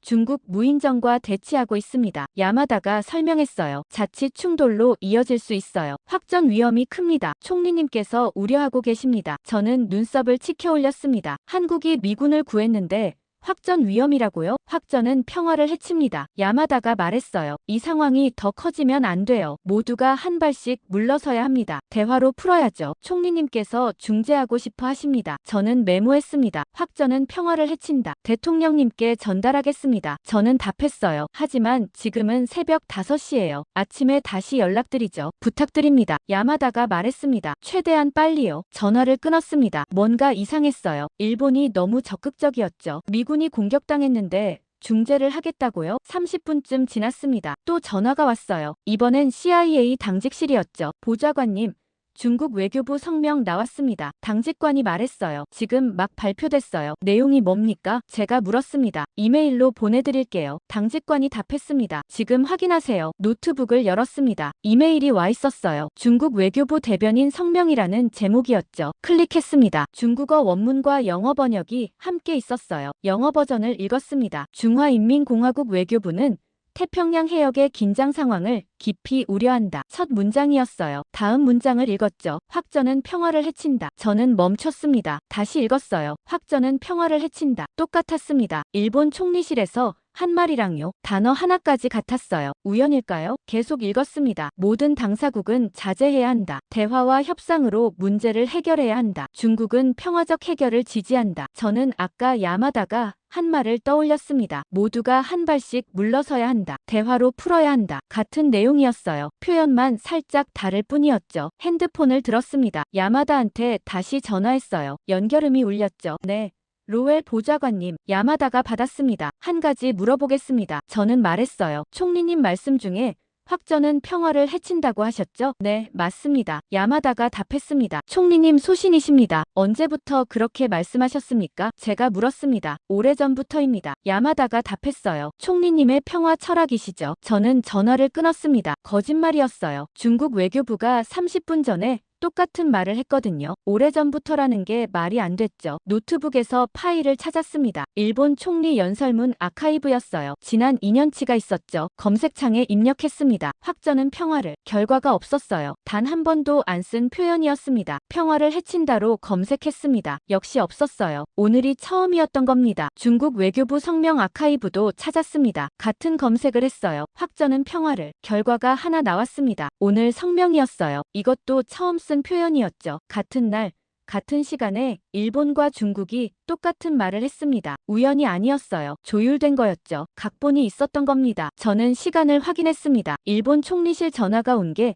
오후 6시 42분이었어요. 중국 외교부 성명이 나온 게 오후 7시 8분이었죠. 26분 차이였습니다. 거의 동시였어요. 준비된 거였습니다. 미군 공격 전부터요. 시나리오가 있었던 겁니다. 미군이 공격당하면 일본과 중국이 동시에 나서는 거였죠. 평화를 외치면서요. 확전 방지를 명분으로요. 하지만 진짜 목적은 달랐습니다. 한국을 막으려는 거였어요. 미군을 구한 한국을 공격적이라고 몰아가는 겁니다. 확전 위험 세력이라고요. 그리고 일본이 중재자로 나서는 거였죠. 미군을 통제하면서요. 완벽한 계획이었습니다. 저는 USB를 다시 꺼냈습니다. 화이트 아울 파일이요. 폴더를 열어 작전 계획을 봤어요. 슬라이드를 넘겼죠. 7번째 장이 나왔습니다. 여론 대응 전략이라는 제목이었어요. 내용을 읽었습니다. 사건 발생 시 일본과 중국은 동일한 메시지 발신, 핵심 키워드 평화, 확전 방지, 대화, 한국을 과잉 대응 세력으로 프레임, 미국 내 여론 분열 유도, 정확히 지금 벌어지는 일이었습니다. 각본대로 움직이고 있었어요. 다음 슬라이드를 봤습니다. 예상 타임라인이 나왔죠. 사건 발생 후 30분 이내 일본 총리실 미국 접촉, 사건 발생 후 1시간 이내 중국 외교부 성명 발표, 사건 발생 후 2시간 이내 양국 언론 동시 보도, 시계를 봤습니다. 사건 발생 후 1시간 22분이었어요. 타임라인대로였죠. 이제 언론 보도가 나올 시간이었습니다. 노트북에서 뉴스 사이트를 열었습니다. CNN 메인 페이지였어요. 아직 속보는 없었죠. NHK 사이트로 갔습니다. 일본 공영방송이었어요. 메인 화면을 봤죠. 속보가 떠 있었습니다. 태평양 긴장 고조, 한중 군함 대치. 기사를 클릭했습니다. 내용을 읽었어요. 한국 군함이 중국 무인정과 충돌 직전 상황. 일본 정부 깊은 우려 표명. 확전 방지 위해 외교적 노력 중. 미군 구조 얘기는 없었습니다. 한국이 왜 거기 있는지 설명도 없었어요. 그냥 대치 중이라는 것만 강조했죠. 프레임이었습니다. 한국을 공격적으로 보이게 만드는 거였어요. 신화통신 사이트로 갔습니다. 중국 국영통신이었죠. 똑같은 기사가 있었습니다. 제목도 비슷했어요. 태평양 긴장. 한국 군함 도발 행위. 내용도 거의 같았습니다. 중국은 평화를 원한다. 한국의 과잉 대응 우려. 대화로 해결해야 한다. 일본 기사랑 논조가 똑같았어요. 단어까지 비슷했죠. 조율된 거였습니다. 같은 시나리오로 움직이고 있었어요. 저는 의자에서 일어났습니다. 창밖을 봤어요. 워싱턴 밤하늘이었죠. 별이 보였습니다. 일본과 중국이 같은 말을 하고 있었습니다. 같은 시간에, 같은 단어로, 같은 프레임으로요. 이건 우연이 아니라 각본이었어요. 대본이 있었던 겁니다. 미군 공격부터 여론 대응까지 모두 계획된 거였죠. 화이트 아울 작전이었습니다. 중국의 칼과 일본의 눈. 그리고 이제 중국의 말과 일본의 말까지 같아졌어요. 하나가 된 겁니다. 미국을 속이기 위해서요. 핸드폰이 울렸습니다. 한서준이었어요. 에단. 뉴스 봤습니까? 그가 물었습니다. 봤습니다. 저는 답했어요. 일본이랑 중국이 똑같은 말 하더군요. 확전은 평화를 해친다고요. 각본입니다. 한서준이 말했습니다. 화이트 아울 파일에 다 나와 있어요. 여론 대응 시나리오까지 짜놨죠. 이제 미국 언론도 움직일 겁니다. 무슨 뜻입니까? 제가 물었습니다. 일본 로비가 워싱턴에 많아요. 한서준이 설명했어요. 싱크탱크. 언론사, 의회 다 연결돼 있죠. 곧 기사 나올 겁니다. 한국 과잉 대응, 미국 개입 위험, 일본 중재 필요. 그런 논조로요. 저는 시계를 봤습니다. 밤 10시였어요. 내일 아침이면 미국 신문에도 기사가 날 거였죠. 일본과 중국이 원하는 방향으로요. 한서준, 내일 NSC 브리핑입니다. 저는 말했어요. 대통령한테 화이트 아울 파일 보고할 겁니다. 조심하세요. 한서준이 경고했습니다. 일본이 막으려 할 거예요. 로비도 움직이고 압력도 넣을 겁니다. 당신 신용 떨어뜨리려 할 수도 있어요. 준비하고 있습니다. 저는 답했어요. 전화를 끊고 USB를 손에 쥐었습니다. 작은 메모리였어요. 하지만 폭탄이었죠. 내일이면 모든 게 드러날 겁니다. 일본과 중국의 각본이요. 똑같은 대사, 똑같은 타이밍.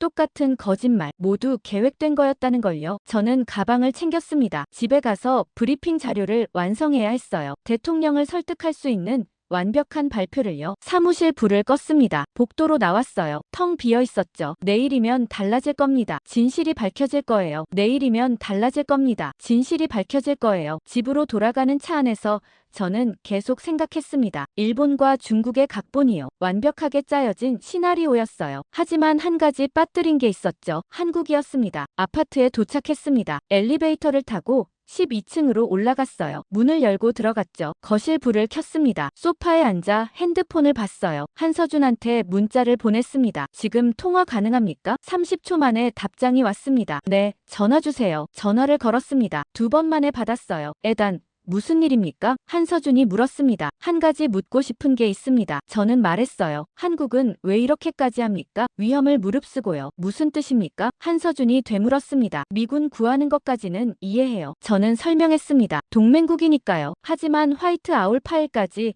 저한테 준 건 다른 문제잖아요. 일본한테 들키면 한국도 타깃될 텐데 왜 그렇게까지 하는 겁니까? 한서준이 잠시 침묵했습니다. 숨소리만 들렸어요. 그리고 천천히 말했죠. 에단.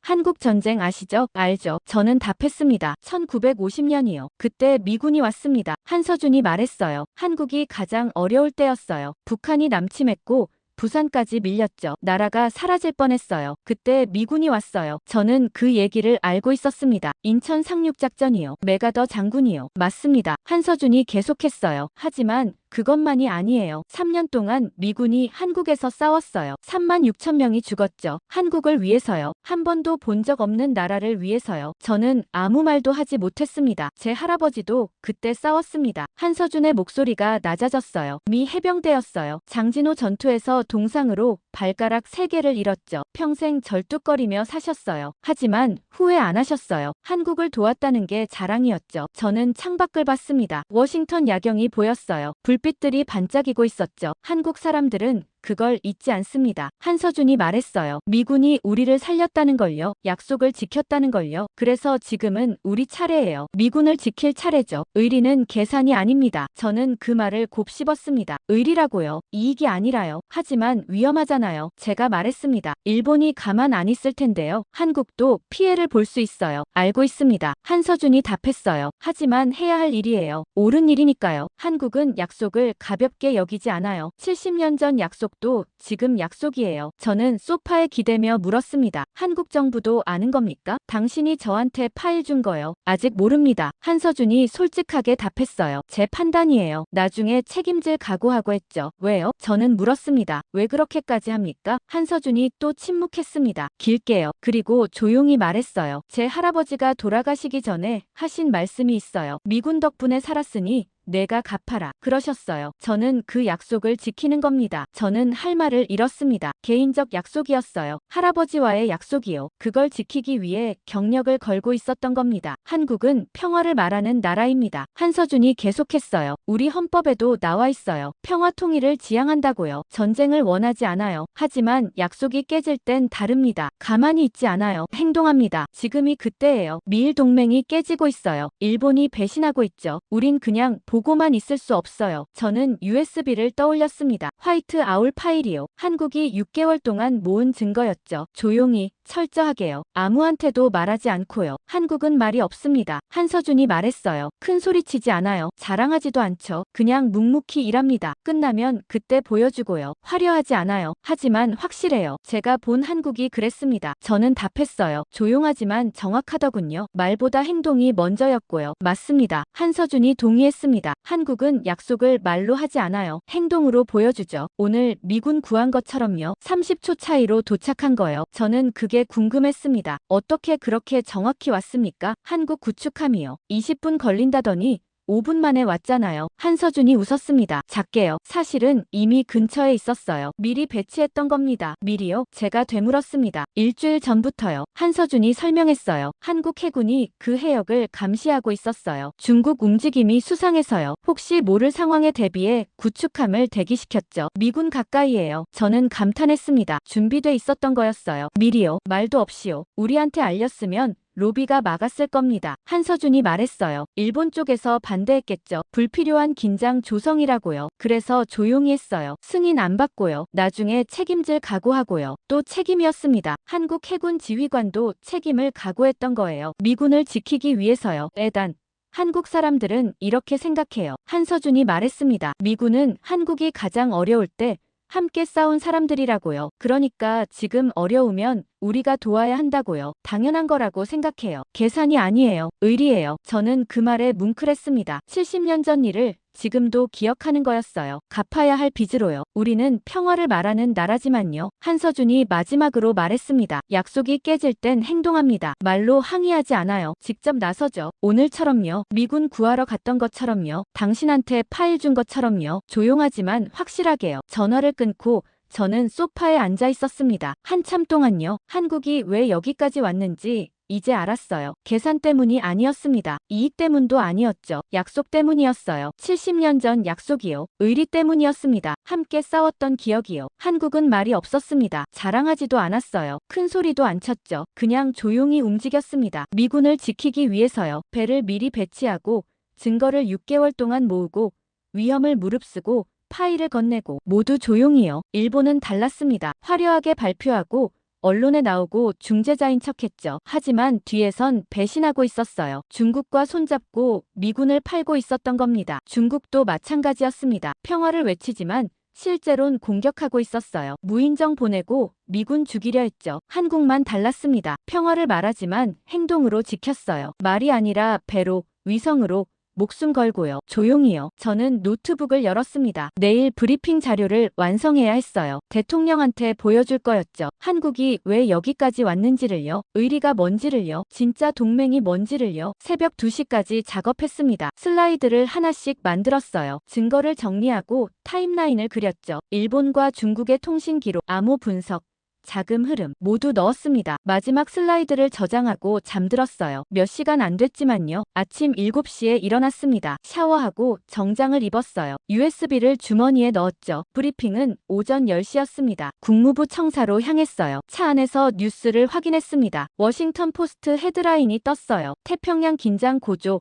한국 군함 중국과 대치. 기사를 클릭했습니다. 읽기 시작했어요. 전문가들은 한국의 과잉 대응을 우려한다. 확전 위험이 크다는 지적이다. 일본 정부는 중재 의사를 밝혔다. 한서준 말이 맞았습니다. 일본 로비가 움직였어요. 프레임이 짜여지고 있었죠. 한국을 공격적으로 보이게 만드는 거였습니다. 뉴욕타임스도 비슷했습니다. 한국 해군의 돌출 행동, 동맹 내 우려 확산, 전직 국방부 관계자 인터뷰가 실려 있었어요. 한국이 독자 행동하는 건 위험하다. 미국과 사전 협의 없이 움직이면 안 된다. 일본의 중재 역할이 필요하다. 모두 일본 논리였습니다. 한국을 문제 삼고 일본을 해결사로 만드는 거였죠. 국무부에 도착했습니다. 엘리베이터를 탔어요. 7층 회의실로 향했죠. 복도를 걷는데 누군가 저를 불렀습니다. 로웰 보좌관. 돌아봤어요. 국무부 동아시아 담당 차관보 리처드였습니다. 60대 중반쯤 되어 보였어요. 회색 머리에 검은 뿔테 안경을 쓰고 있었죠. 잠깐 얘기 좀 하시죠. 리처드가 말했습니다. 브리핑 전에요. 사무실로 따라갔습니다. 문을 닫았어요. 그가 책상에 기댔죠. 오늘 뭘 발표할 겁니까? 리처드가 물었습니다. 태평양 상황 브리핑입니다. 저는 답했어요. 미군 공격 사건이요. 한국 얘기할 겁니까? 그가 직접적으로 물었습니다.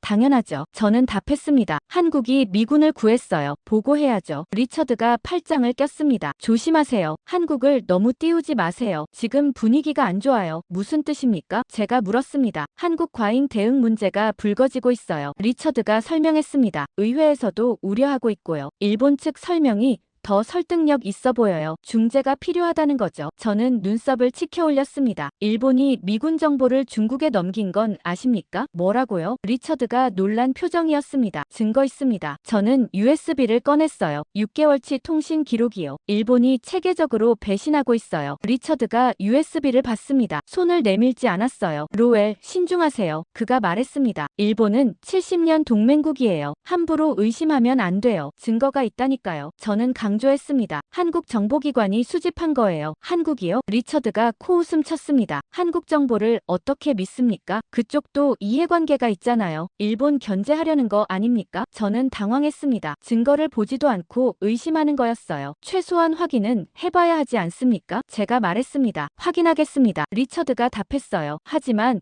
오늘 브리핑에선 빼세요. 검증 안 된 정보예요. 대통령 앞에서 발표하면 안 돼요. 저는 USB를 주머니에 다시 넣었습니다. 리처드가 막고 있었어요. 의도적으로요. 회의실로 향했습니다. 복도를 걷는데 핸드폰이 울렸어요. 모르는 번호였죠. 받았습니다. 로웰 보좌관님이십니까? 여자 목소리였습니다. 젊었어요. 네, 누구십니까? 저는 물었습니다. 워싱턴 포스트 기자 제니퍼입니다. 잠깐 질문 좀 드려도 될까요? 지금은 곤란합니다. 저는 답했어요. 회의 직전이에요. 한국 정보 관련해서인데요. 제니퍼가 말했습니다. 보좌관님이 한국으로부터 비공식 정보를 받았다는 제보가 들어왔어요. 사실입니까? 저는 걸음을 멈췄습니다. 누가 그런 얘기를 했습니까? 출처는 밝힐 수 없습니다. 제니퍼가 답했어요. 하지만 신뢰할 만한 소식통이에요. 일본 정보를 한국에서 받으셨죠? 검증도 안 된 거요? 저는 전화를 끊었습니다. 누군가 흘린 겁니다. 의도적으로요. 제 신용을 떨어뜨리려는 거였죠. 회의실에 도착했습니다. 문을 열고 들어갔어요. 이미 사람들이 앉아 있었습니다. NSC 안보보좌관, 국방부 차관, CIA 부국장 10명쯤 됐어요. 대통령은 아직 안 왔습니다. 로웰, 여기 앉아요. NSC 안보보좌관 캐서린이 말했습니다. 50대 여성이었어요. 엄격한 인상이었죠. 자리에 앉았습니다. 노트북을 꺼내 발표 자료를 열었어요. 슬라이드를 확인했죠. 잠시 후 대통령이 들어왔습니다. 모두 일어섰어요. 앉으시죠. 대통령이 말했습니다. 태평양 상황부터 듣겠습니다. 로웰, 발표하세요. 저는 일어섰습니다. 프로젝터를 켰어요. 첫 슬라이드가 나타났죠. 어제 새벽 미군 특수부대가 공격받았습니다. 저는 시작했어요. 중국 무인정 2척이 소형정을 들이받았어요. 병사 1명이 바다로 떨어졌고요. 사상자는요? 대통령이 물었습니다. 전원 생존입니다. 저는 답했어요. 한국 해군이 구조했습니다. 30초 차이로 도착했죠. 한국이요? 국방부 차관 매튜스가 끼어들었습니다. 왜 한국이 거기 있었습니까? 미리 대기하고 있었습니다. 저는 설명했어요. 중국 움직임을 감시하다가 위험을 포착하고 출동한 겁니다. 사전 협의 없이요? 캐서린이 물었습니다. 우리한테 알리지도 않고요. 시간이 없었던 것 같습니다. 저는 답했죠. 긴급 상황이었으니까요. 캐서린이 미간을 찌푸렸습니다. 독자 행동은 문제예요. 동맹국이 맘대로 움직이면 안 돼요. 조율이 필요합니다. 하지만 미군을 구했잖아요. 제가 말했습니다. 결과적으로 생명을 살렸어요. 그건 감사한 일이죠. 매튜스가 말했습니다. 하지만 과정이 문제예요. 한국이 너무 앞서 나가고 있어요. 저는 다음 슬라이드로 넘어갔습니다. 일본 위성 데이터 차단 기록이었어요. 더 큰 문제가 있습니다. 제가 말했어요. 일본이 의도적으로 정보를 숨겼어요. 미군이 위험한 걸 알면서도요. 회의실이 조용해졌습니다. 모두 화면을 봤어요. 일본 위성 시스템 로그가 나타났죠. 정상 작동 중이라고 표시돼 있었습니다. 하지만 태평양 사령부로는 데이터가 안 갔어요. 의도적 차단이었죠. 출처가 어디죠? CIA 부국장 샌더슨이 물었습니다. 한국 정보기관입니다. 저는 답했어요. 한국이요? 캐서린이 눈썹을 올렸습니다. 검증됐습니까? 통신 기록, 암호 분석 모두 있습니다. 저는 USB를 꺼냈어요. 6개월치 증거예요. 일본이 중국과 협력하고 있다는 거요? 대통령이 물었습니다. 네. 저는 확신 있게 답했습니다. 화이트 아울이라는 작전명으로요. 미군 정보를 중국에 넘기고 있어요. 잠깐만요. 리처드가 끼어들었습니다. 대통령님, 이건 검증 안 된 정보입니다. 한국 측 일방적 주장이에요. 일본은 70년 동맹국이에요. 함부로 의심할 수 없습니다. 증거가 있다니까요. 저는 목소리를 높였습니다. USB에 다 있어요. 로에, 캐서린이 제지했습니다. 진정하세요. 우리도 이해는 해요. 하지만 신중해야 합니다. 한국 정보만 믿고 일본을 의심할 순 없어요. 저는 답답했습니다. 아무도 증거를 보려 하지 않았어요. 처음부터 믿지 않는 거였죠. 일본 측 설명도 들어봐야 합니다. 매튜스가 말했습니다. 균형 잡힌 판단이 필요해요. 한국만 편들 순 없어요. 한국을 편드는 게 아닙니다. 저는 항변했어요. 사실을 말하는 겁니다. 로웰, USB 주세요. 대통령이 말했습니다. 검토해보겠어요. 저는 USB를 건넸습니다. 하지만 느낌이 안 좋았어요. 검토한다는 건 미룬다는 뜻이었죠. 오늘 회의는 여기까지 하죠. 대통령이 일어섰습니다. 일본 측 입장도 들어보고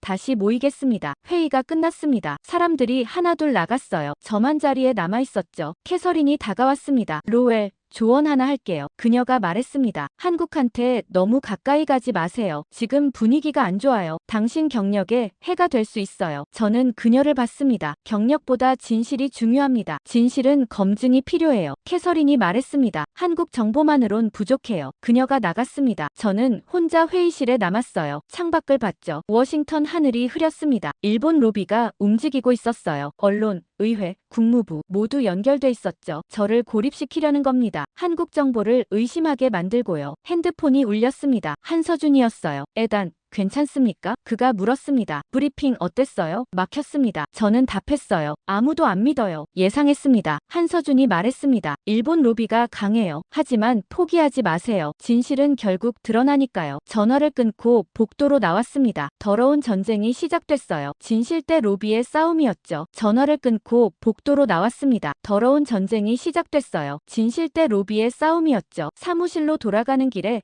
핸드폰이 또 울렸습니다. 모르는 번호였어요. 받지 않았죠. 연달아 3번 더 울렸습니다. 모두 다른 번호였어요. 언론이었을 겁니다. 사무실 문을 열고 들어갔습니다. 책상 위에 쪽지가 놓여 있었어요. 노란색 포스트잇이었죠. 상원 외교위원회 보좌관 마크가 전화했음. 급하다고 함. 되돌려 전화했습니다. 마크는 대학 동기였어요. 10년 넘게 알고 지낸 사이였죠. 마크, 나야. 제가 말했습니다. 무슨 일이야? 에단, 큰일이야. 마크의 목소리가 급했습니다. 상원에서 난리야. 일본 관련해서요. 뭔데? 저는 물었습니다. 청문회 소집하려고 해. 마크가 설명했습니다. 주제가 한국의 독자 행동이래. 동맹 질서 교란이라나 뭐라나. 일본 대사 증인으로 부를 거야. 저는 주먹을 쥐었습니다. 벌써 움직였군요. 빨라. 마크가 말했습니다. 오늘 아침 회의 끝나자마자 시작됐어. 누가 주도해? 제가 물었습니다. 렌달 의원이야. 마크가 답했습니다. 외교위 간사잖아. 일본 로비랑 가까운 사람이야. 당연히 일본 편들겠지. 저는 렌달 의원을 알고 있었습니다. 70대 중반 베테랑이었어요. 30년 넘게 의원했죠. 일본계 기업 후원 많이 받는 사람이었습니다. 언제 열려? 제가 물었습니다. 모레래. 마크가 답했어요. 준비 시간도 안 주는 거야. 밀어붙이려는 거지. 너도 증인으로 부를 수 있어. 저요? 제가 되물었습니다. 한국 정보 받은 사람이잖아. 마크가 말했습니다. 검증 안 된 정보로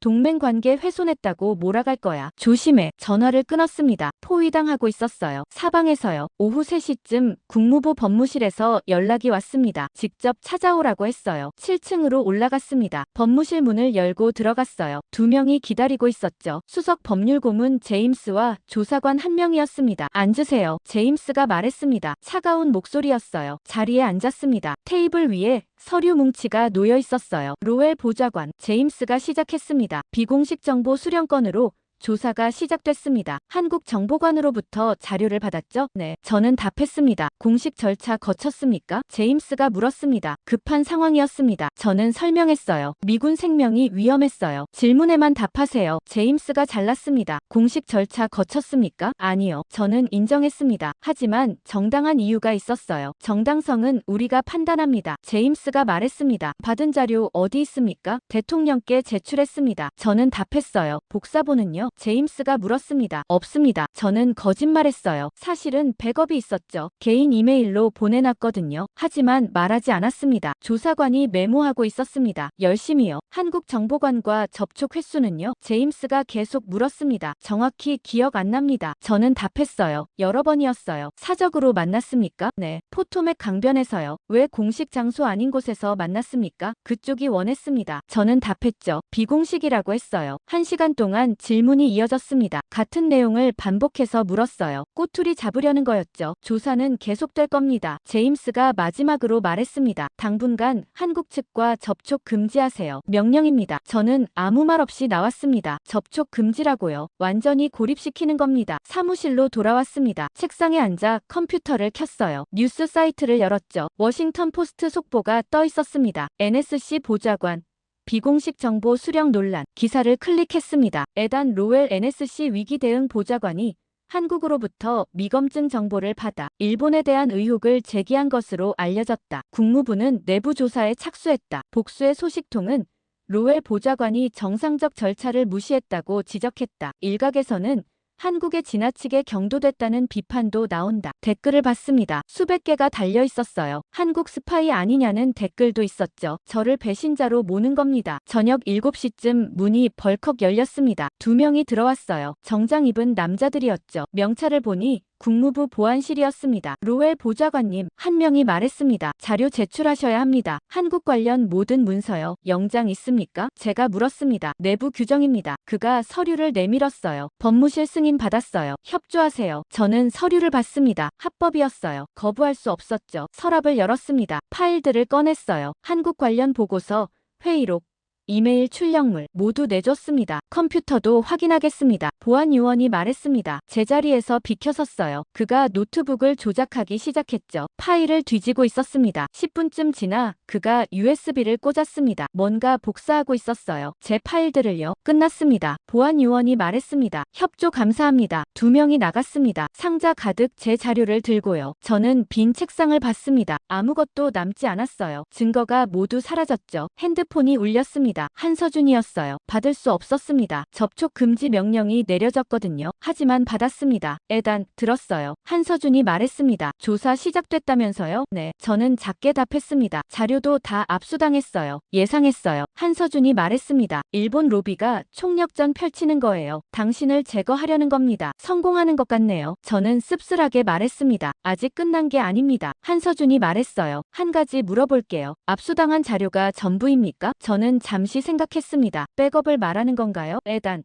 한국은 종이를 믿지 않아요. 한서준이 말했습니다. 종이는 찢을 수 있으니까요. 우리는 기록을 믿어요. 디지털로요. 당신도 그랬을 거라 생각해요. 저는 미소 지었습니다. 개인 이메일에 보내놨어요. 잘했어요. 한서준이 말했습니다. 그럼 아직 게임은 안 끝난 거예요. 하지만 접촉 금지 명령 떨어졌어요. 제가 말했습니다. 당신이랑 통화도 하면 안 돼요. 공식적으론 그렇죠. 한서준이 답했습니다. 하지만 우린 지금 공식 통화 안 하고 있잖아요. 개인적 대화예요. 전화를 끊고 저는 생각했습니다. 한서준 말이 맞았어요. 일본 로비는 종이를 찢었죠. 제 자료를 압수했고 제 신용을 떨어뜨렸어요. 하지만 진실은 이미 날아갔습니다. 디지털로요. 백악관 서버에, 제 개인 이메일에, 한국 위성망에 복사되고 또 복사됐어요. 찢을 수 없는 형태로요. 컴퓨터를 켰습니다. 개인 이메일에 접속했어요. 보낸 편지함을 확인했죠. 사흘 전 제가 보낸 이메일이 있었습니다. 수신자는 저 자신이었어요. 제목은 백업이었죠. 첨부 파일을 열었습니다. 화이트 아울 파일 전체가 들어있었어요. 통신 기록, 암호 분석, 작전 계획 모두 그대로였습니다. 일본은 종이를 찢었지만 진실은 살아있었어요. 클라우드예요. 저는 새 이메일을 작성했습니다. 수신자는 대통령 비서실장이었어요. 개인 이메일 주소였죠. 공식 채널이 아니었습니다. 제목을 입력했습니다. 대통령께 직보 마이너스 긴급 본문을 썼습니다. 각하. 국무부 공식 경로가 막혔습니다. 일본 로비가 개입하고 있습니다. 첨부 파일을 직접 확인해 주시기 바랍니다. 한국이 수집한 증거입니다. 일본의 배신을 증명합니다. 파일을 첨부했습니다. 화이트 아울 전체를요. 보내기 버튼에 커서를 올렸습니다. 잠시 망설였어요. 이거 보내면 돌아올 수 없었죠. 정식 절차를 무시하는 겁니다. 명령 불복종이었어요. 경력이 끝날 수도 있었죠. 하지만 미군 목숨이 달린 문제였습니다. 진실이 묻힐 수 없었어요. 클릭했습니다. 이메일이 전송됐습니다. 화면에 메시지가 떴어요. 발송 완료. 저는 의자에 기댔습니다. 이제 대통령이 직접 볼 겁니다. 중간에서 막을 수 없었어요. 진실은 이미 날아갔으니까요. 창밖을 봤습니다. 워싱턴 밤하늘이었어요. 별이 빛나고 있었죠. 일본은 종이를 찢었지만 기록은 살아남았습니다. 디지털은